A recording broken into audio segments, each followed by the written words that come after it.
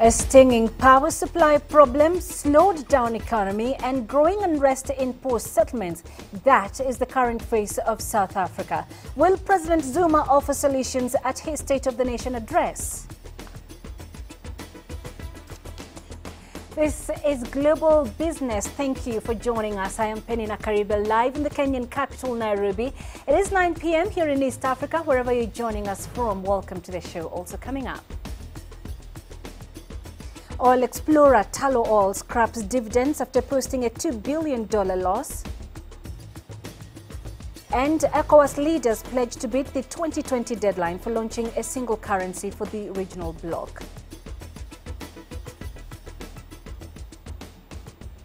The economy in South Africa is moving sideways. Many local economists argue electricity outages, unemployment and unstable government institutions are becoming the new normal. Angela Coppola reports on what the country can expect when President Zuma presents his annual State of the Nation address.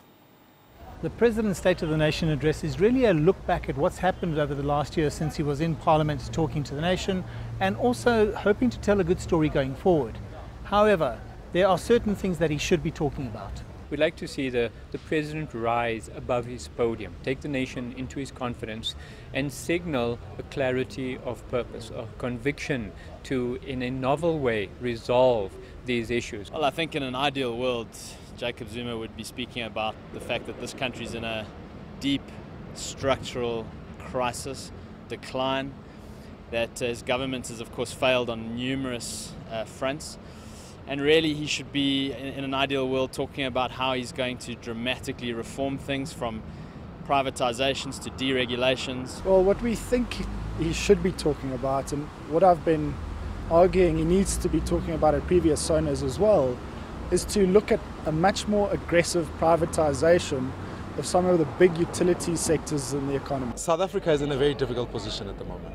It's clear that we must talk about the economy, we must talk about job creation, we must be very distinct.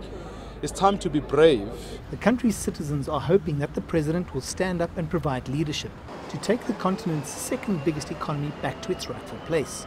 However, analysts don't expect any major announcements. I think he'll just really, if you like, produce another shopping list of promises, but quite frankly forget to level with the people of this country. Well, I think there's going to be more promises that the government are going to resolve these issues, but it's basically going to be the same stuff that we've heard year in, year out for the last 17 years, while money is being wasted and maintenance work is being done and investment isn't being deployed effectively. I fear the President will resign himself to that which makes him comfortable. It's just going to be more of the same platitudes, more of the same self-congratulation of the ANC, pretending that things are fine. It's going to be political theatre and political propaganda, and really I don't think it's going to be worth watching. Whatever your opinion, it's quite clear that people are looking forward to the SONA address for different reasons. Most are expecting nothing new, but hopefully there will be something fresh and invigorating that's going to get this economy in South Africa going. I'm Angelo Coppola for CCTV in Johannesburg. Now, platinum producer Lonmin plans to cut costs further following persistent weak global prices of metals. The world's third largest producer, however, noted that job cuts remained a last resort. Along with its rivals in South Africa, Lonmin has been battered by labor unrest over pay, rising costs and weak platinum prices. The company posted a pre-tax loss last year of $326 million for the year ending September 2014. Chief Executive Ben Magara said that relations with labor had improved lately and there was less risk of strikes, but given the weak market conditions, the company had to sharpen its focus on cutting costs and improving productivity. Platinum prices have fallen by over 20% since July, hit by weak demand from Europe and Asia giant China. Indicators such as growth, investment and productivity have progressed significantly since the early 2000s, leading to a considerable improvement of the economic situation in African countries. While more than 800 top African business leaders converge in Geneva, Switzerland in mid-March for the annual African CEO Forum. I asked Amir Ben Ahmed, the president of the forum, what will be the highlights of the event. So we're now joined live from Paris by Amir Ben Yahmed, the president of the Africa CEO Forum. Amir, thanks for joining us. Now, let's start with an overview of the African economy in 2015. There is differing opinion on growth projections, with some saying that investment and private consumption will drive Africa's economic growth this year. Yet the International Monetary Fund warned that the African economy could be hurt by a slowdown in China and an interest rate hike in the United States. What's your opinion?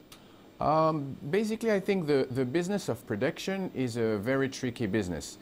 You can see whether it's in Europe, in the US, in Asia, in Africa, this production, they're being recalibrated from month to month. So I don't really think that they are very significant. As far as Africa is concerned, the two questions, because the growth is clearly slowing down. If you look at the mathematics simply, you can see that the international investment is definitely going to slow down, especially in some sectors, the oil sector, the commodity sectors. When you see big companies like Chevron, Exxon, or the mining company Areva or Rio Tinto, they all are decreasing their capital expenditure by as much as 10%. So these are making a lot of billions of dollars that are not going to be spent on the continent. So the real question is how the extent of the decline of growth that we're going to see in Africa, and whether or not, as you mentioned, the private investment is going to pick up. And also what we are really thinking at the Africa CEO Forum is the question is, what are we going to do about it? We have not seen net oil importers in Africa benefit as they should from low oil prices. What has been the problem? There's been some focus on the fact that the decrease of oil prices are going to be a relief for a non-oil producing country. But you also have to take into account that today almost half of Africa is an oil-producing country or on the verge of being an oil-producing country. So the question of the oil revenues are still a problem for the continent. Now, 2014 presented Africa with Ebola that shook economies in West Africa to the core. Has the continent learned as far as disaster preparedness is concerned, or are we hanging on a string should another disaster happen?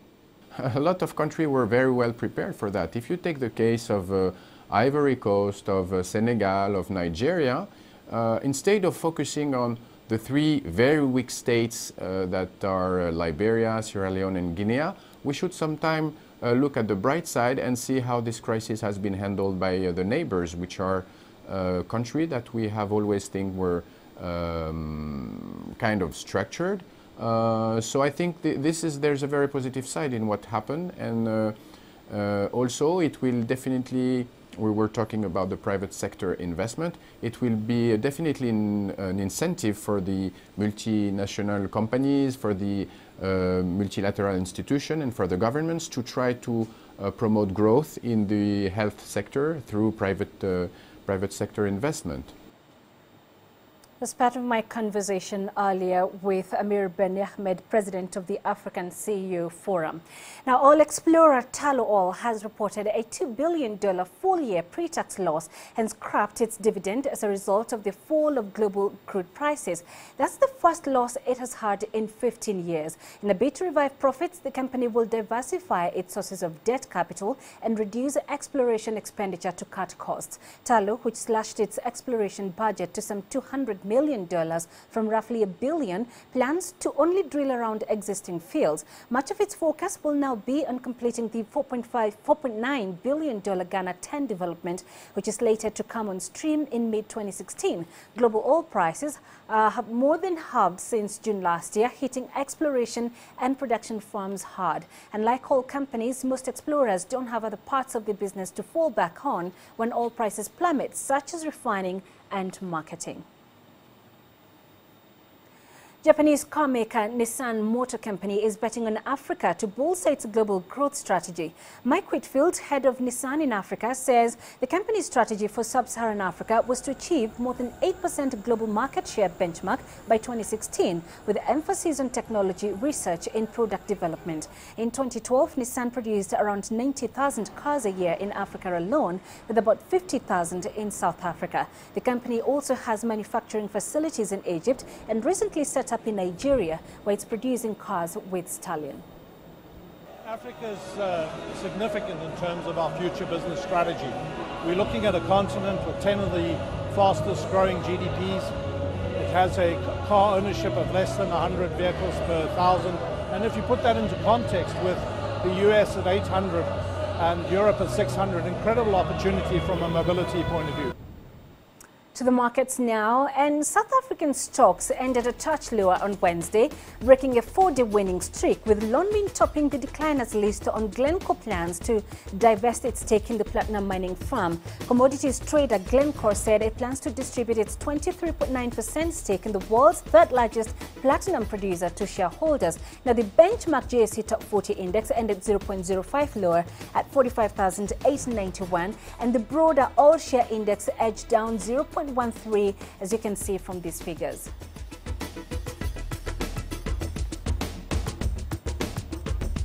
Still ahead, we'll look back at President Putin's visit in Egypt. What were the gains? And developing smaller, more intimate shopping experiences in South Africa. We'll tell you more about that.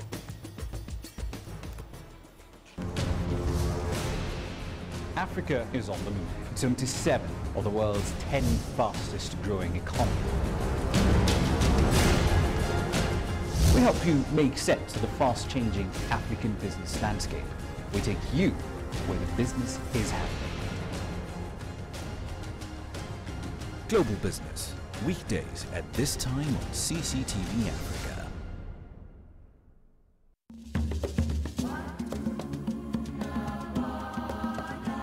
This report by the African Green Revolution Alliance says climate change will slash food output.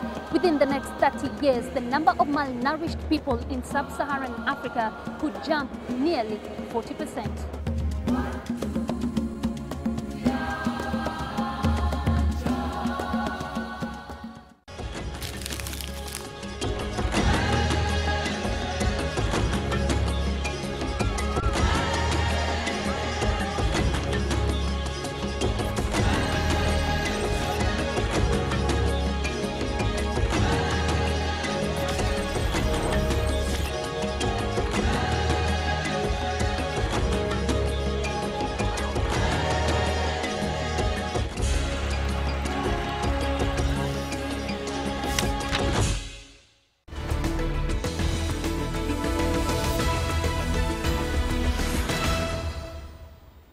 You're watching Global Business. Welcome back. Russia has agreed to contribute into building a nuclear power plant in Egypt. Russian President Vladimir Putin made the announcement during his trip in the North African country. The plant would be built at the existing nuclear site in Daba on the Mediterranean coast, west of the port city of Alexandria, where a research reactor has stood for years. Russia's nuclear agency, Rosatom, will build 2 reactors based on Russian technology and will comply with post-Fukushima safety standards. Boosting electricity generation has been a priority for Egypt, where shortages have led to frequent blackouts. Besides the nuclear plant, the 2 countries also discussed economic and military collaboration. They agreed on establishing a free trade zone with the Russian-led Eurasian Economic Union and a Russia industrial zone in the Suez Canal area. All right, so let's get more now from Yasser Hakim. He's live for us in Cairo. So Yasser, Egypt's President Abdel Fattah el-Sisi and Russian President Vladimir Putin signed an agreement for Russia to construct a nuclear power plant to generate electricity in Egypt. Tell us more about this. Yes, you said the location, that's on the Mediterranean. Egypt has a critical condition in energy with blackouts and electricity every day. And so this reactor would help in supplying about 75% of Egypt's electricity needs, and could even, after that, help in exporting electricity. It will be 2 reactors, 2 units, 1,400 megawatts each. It will be costing around $10 billion for both through a loan, a long-term loan that will start to be paid after the construction of fully constructing the reactors. The payments will begin after receiving the reactors. All the components are Russian, and that's why Egypt preferred to work with one source, the Russian source. And also, according to agreement, Russia will establish factories in Egypt that will produce or manufacture some of the components of the reactor and train Egyptian scientists on working on the reactor. These are some of the reasons why Russia was chosen. There's supposed to be a tender for a nuclear reactor, but after the visit, Egypt decided to go ahead and make a memorandum of understanding with Russia to directly be the one chosen for those two reactors. And also a political reason for choosing Russia is that Russia did not put any conditions, whether political conditions or interference in any economic policies for these reactors, something the West has been applying on Egypt or putting as conditions on Egypt to help Egypt in producing this reactor. Now, yes, sir, the two countries agreed an industrial zone will be established in the Suez Canal area. What products will be produced in this zone, and will it create a new industrial base for Russia in Egypt? Yes, Egypt is seeking to attract as much investments and industries from Russia. If you want just for numbers, Russia in 2013 invested abroad around the world in 1 year $95 billion. That's the fourth highest in the world after the US, Japan and China.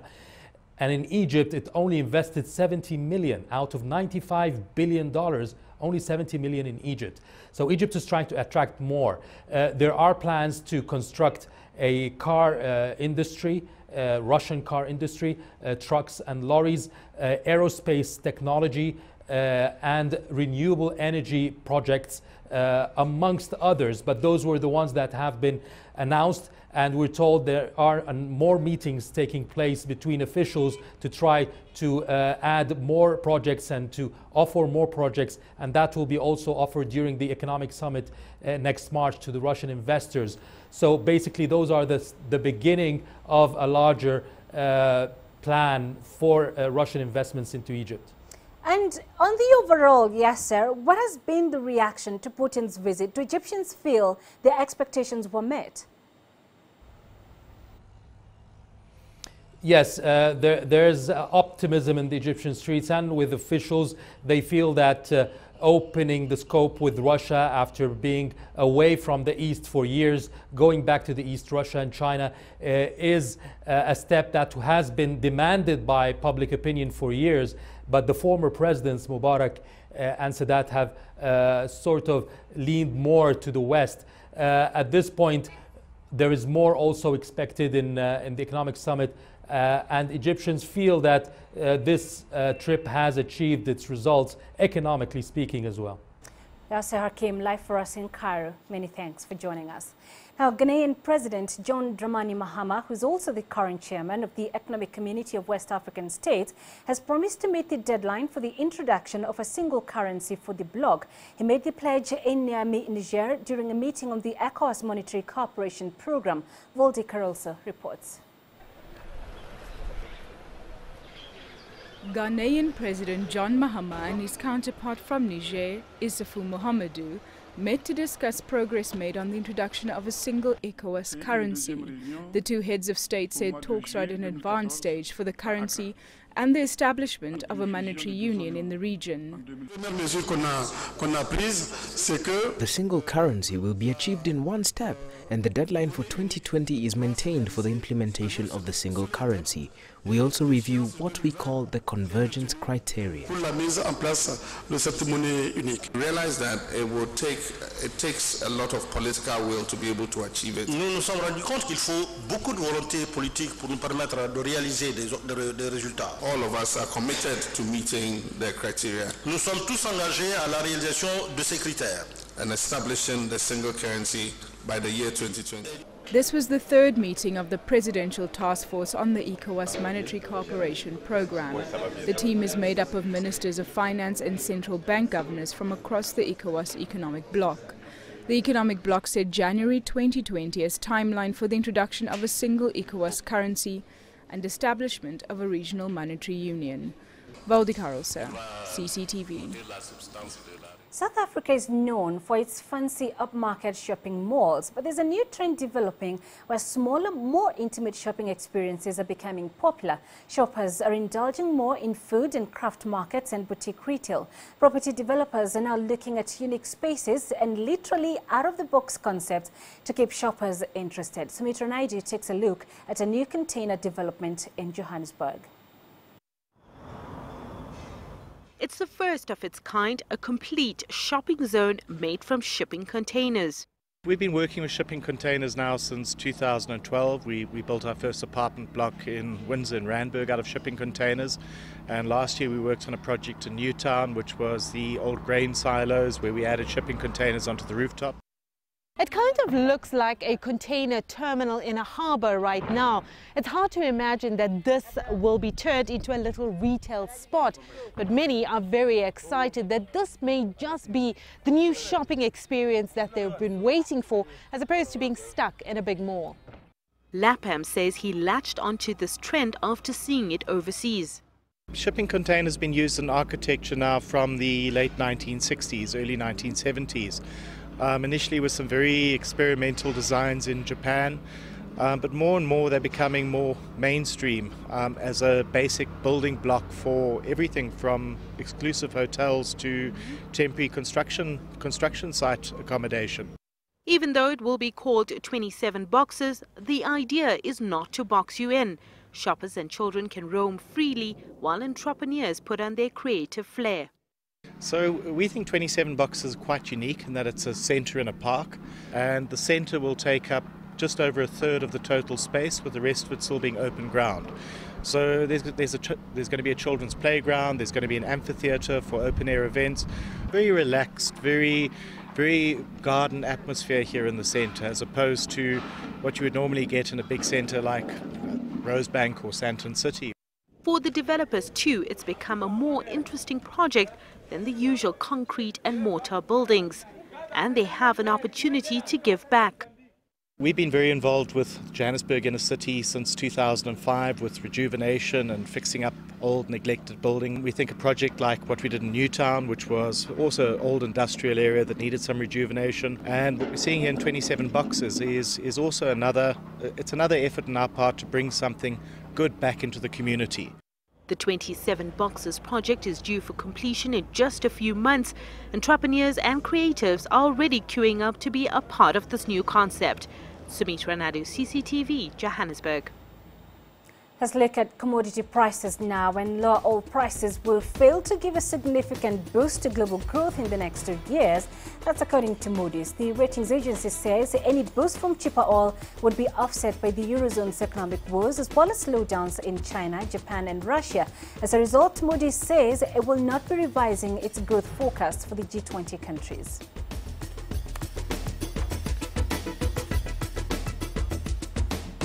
Still ahead, a slump in global crude oil prices pushes Algeria to seek other sources of revenue.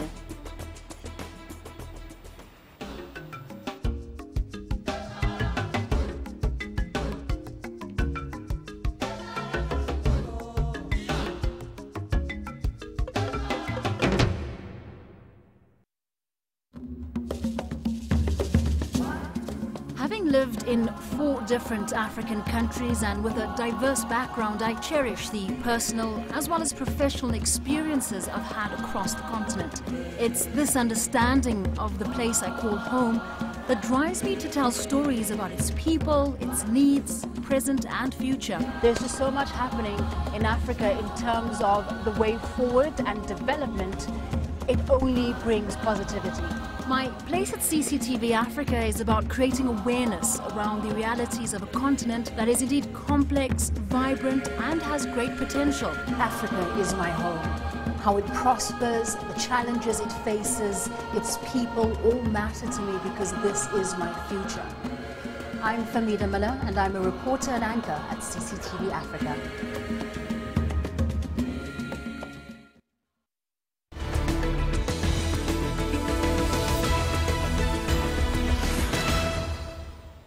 The 2014 plunge in global crude severely affected Algeria's economy since it's an oil exporter. But the country is now diversifying from sourcing revenues from the commodity to other lucrative sectors such as tourism. The industry had been neglected for a while, but the government is turning its attention to this sector as it promises to be the next cash cow for the North African country. Tourist numbers in Algeria are soaring. This despite bad weather and insecurity in the country. Krea Mountains, located some 75 kilometers south of the capital Algiers, is one of their favorite spots. Most visitors come to ski in this region. It's the first time I'm coming here. I really enjoy it. It's beautiful here, that's all I can say. The 52-year-old country has been dependent on hydrocarbon as the main driver of its economy, but with the plummet in global oil prices, the government has been forced to rethink alternative options to grow the economy. Tourism, which has been on the sideline, is now slowly gathering steam. There is obviously a lack of means, but we have many quite interesting sites, mountains and slopes. Algerian authorities must do something so that foreign tourists come to Algeria. Compared to Tunisia and Morocco, Algeria is lagging behind in attracting foreign tourists. Samir, a tourist from Tunisia, says that the mountains are beautiful, but the facilities have been neglected. It's the first time that I've come to Algeria. It's gorgeous, splendid. But I noticed that it's a bit run down, unfortunately a rather common problem in Algeria. Maybe the local authorities should invest here. Local authorities have also been accused of not being concerned about security matters, but Robert Chakib said there is no need to worry about past terror attacks, adding that Algeria is now safe. Security in Algeria or elsewhere, that's okay. It has improved a lot. There are no more risks. Even if you're with your family or your buddies, you don't run the risk to be kidnapped. Not at all. Algeria, like other Arab nations, is fighting terror posed by Islamic militants. That is so far the greatest threat of a tourism sector that is just taking off. Leslie Mirungu, CCTV. Let's take a look at the currencies now. South Africa's rand led a broad emerging market meltdown against the dollar on Wednesday, collapsing to 12-year lows on long-standing economic frailties and more immediate socio-political pressures turned sentiment against the unit. By 15:40 GMT, the rand had shed 1.8% to 11.89 per dollar, its weakest level against the greenback since March 2002. Now, just before we go, here's what we're working on for global business tomorrow. Kenyan President Uhuru Kenyatta commissions another geothermal power generation plan. We shall bring you details of Kenya's quest for power sufficiency. And Zimbabwe's central bank takes over $65 million in non-performing loans from banks through its asset management company to restore viability in the sector. And that's it on Global Business tonight. Just send your feedback to Global Business Africa at cctv.com. You can visit our Facebook page, CCTV Africa, and also stay in touch with Global Business on Twitter using the handle at CCTV News Africa. I am Penny Nakaribe. Thank you for watching.